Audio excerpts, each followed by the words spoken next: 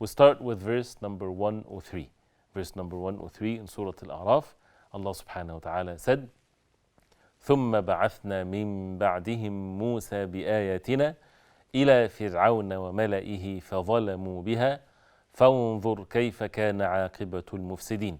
Which means, then we sent after them Musa with our signs to Pharaoh and his establishment, but they were unjust toward them. So see how was the end of the corrupters. ثم بعثنا, then we sent after them. This is referring to what has been mentioned before from the story of the nations before. As I mentioned, the people of Nuh and Hud and Salih and Lut and Shu'aib, all of that is mentioned in the surah. And then after the stories of these prophets were mentioned in the surah, Allah subhanahu wa ta'ala talked in general about the people of the towns and how Allah subhanahu wa ta'ala sent messengers to them, and that how they were destroyed as a result of their sins.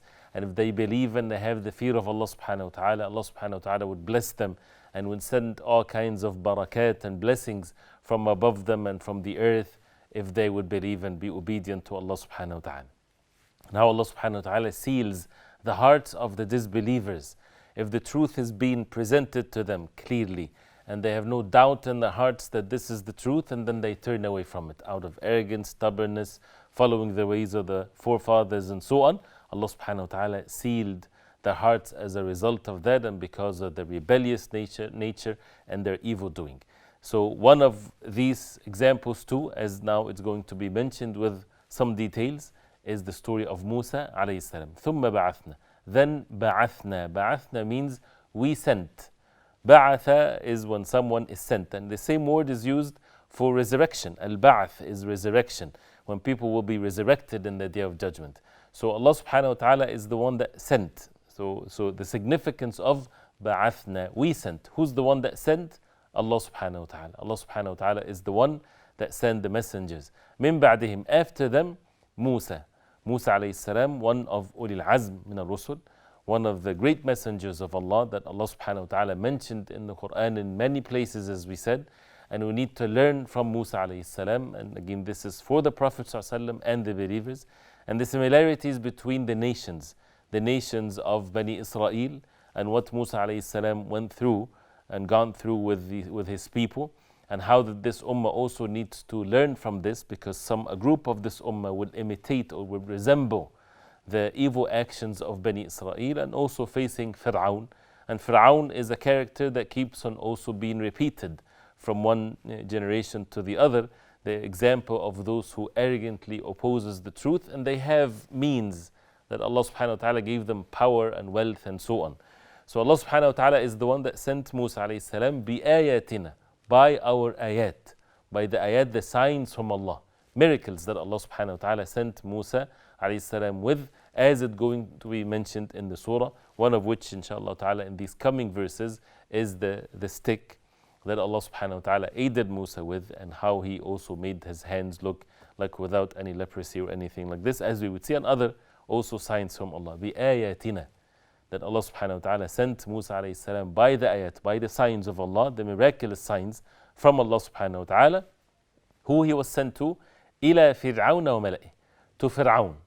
Pharouh is, he was the king or the one in charge of Egypt at the time. And the word Pharouh is basically the title of the ruler at the time. So this is not a specific name specific person. It's like the same thing for the Romans. They have Heracles, for example.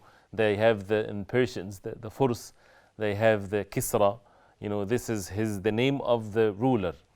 So Pharouh was the ruler that was present at the time of Musa alayhi salam. وَمَلَئِهِ, وَمَلَئِهِ, his people, especially those who are close to him, the eminent among them, the powerful ones. Allah subhanahu wa ta'ala sent Musa alayhi salam to Pharouh and his people. فَظَلَمُوا بِهَا. فَظَلَمُوا بِهَا, that means they transgressed and they were unjust towards them. Towards what? Towards the ayat of Allah, towards the signs of Allah, towards the signs of Allah that Allah subhanahu wa ta'ala sent. They ought to believe in it and humble themselves and follow the truth. But they treated these signs from Allah unjustly, because it ought to be the action or the effect of it is that makes the hearts humbled, and they would see that this is the truth and they would follow it. But instead they treated it with unjust and they rejected it. Another meaning, as the ulama they say in the tafsir, they also wronged their people. Pharouh and the eminent among them, among his people, they treated his people unjustly when they opposed the faith and the truth from them. When he opposed Musa alayhi salam, and usually the ways that is on the face of earth, and that's another benefit for us to be warned against, the masses of the people, many of them are ignorant, they do not know really things, and they get affected by those who are in charge of them. Those who are in charge, they have power, they have wealth, they control the way that the people receive information, they manipulate this information to them, like the media and the like of these nowadays. They manipulate them, they make them believe and see things the way that they want them to see, so that they would have full control over them. So this is how they treated their people unjustly when they prevent them from hearing and seeing the truth. And this is something that happens at all times. And this is something that we need to see that is happening today. How many people they are prevented, deprived from seeing the beauty of the religion of Islam. How they, instead of not just knowing the beauty of and the truth about the religion of Islam, they get to have a totally distorted information about the truth.